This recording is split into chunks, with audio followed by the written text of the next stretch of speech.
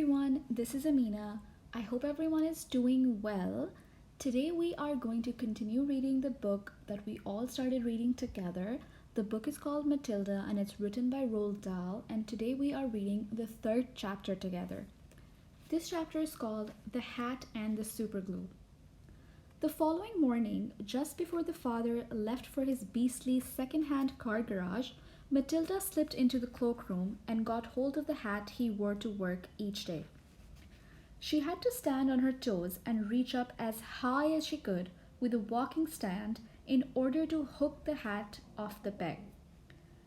The hat itself was one of those flat-topped pork pie jobs with a jay's feather stuck in the hatband, and Mr. Wormwood was very proud of it.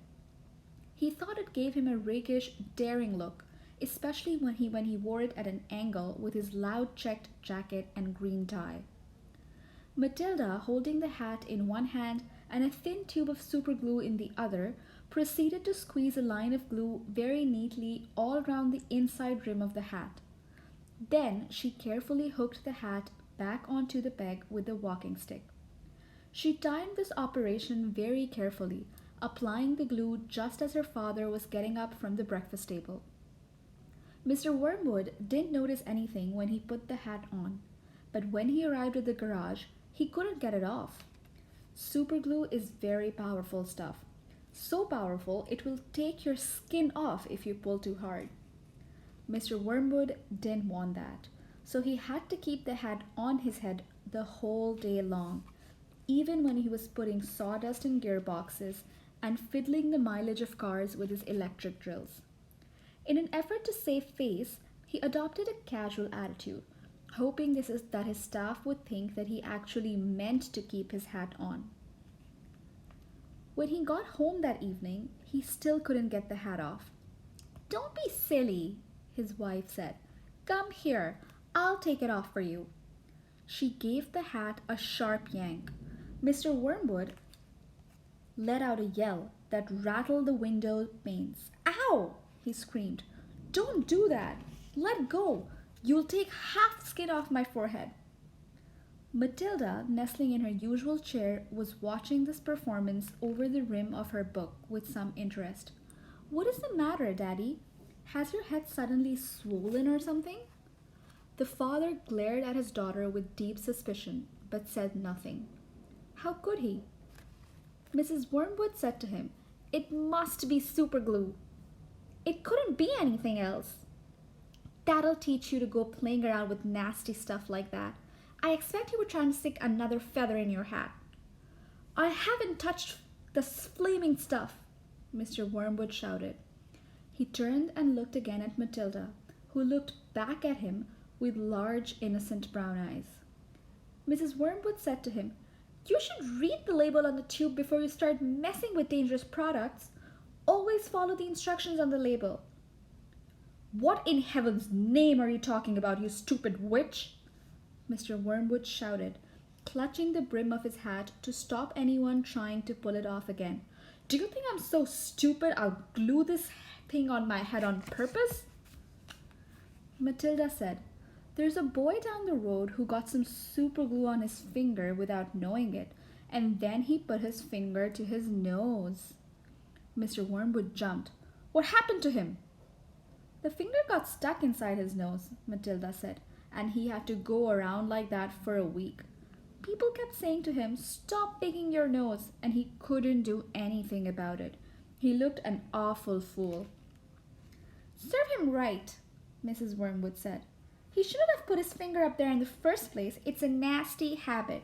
If all children had superglue put on their fingers, they'd soon stop doing it." Matilda said, "Grown-ups do it too, Mummy. I saw you doing it yesterday in the kitchen." "That's quite enough from you," Mrs. Wormwood said, turning pink.